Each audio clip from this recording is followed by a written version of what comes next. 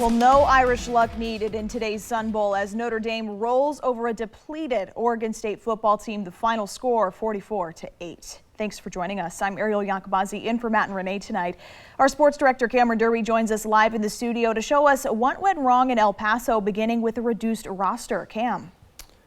Yeah, the roster situation is certainly at play here in this 40-8 loss, but Notre Dame was down guys too and actually had a veteran running the offense here for Oregon State. I want to jump over to Brett Taylor.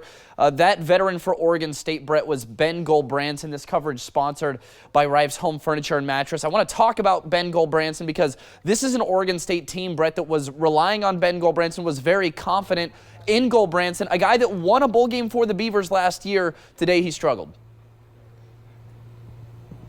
Yeah, even yesterday, interim head coach Kefense Henson said that they were going to need to rely on all that experience and the reps that Gulbranson had last season when he led the Beavers down to a 7-1 finish to end the season, including that bowl win in the Las Vegas Bowl against Florida. But today, it looked like a quarterback that hadn't played all season long. Ben had only about 30 reps all season. He looked pretty rusty. Now, he did have some nice throws early on, which kind of gave the Beavs a couple early first down, but he also had some throws that looked pretty wobbly, to say the least. He was also extremely uncomfortable for the majority of the day, just being pressured again and again and again by that top-tier Notre Dame defense. And even though the stats and the box score show that Ben completed about a little more than 50% of his passes and had 180 yards for the day, 70 of those 180 yards came in the final minutes of the fourth quarter. So definitely not his best performance. And when you only have 10 first downs for the entire day, 4 of which came in that fourth quarter, you're not going to win very many games, but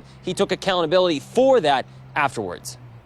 I missed some things out there, and I take ownership of that because ultimately the quarterback is the one that drives the offense. So, we only scored 8 points out there. It's not as many as we wanted to, but I feel like we had a great game plan going into it, and we just weren't able to execute enough.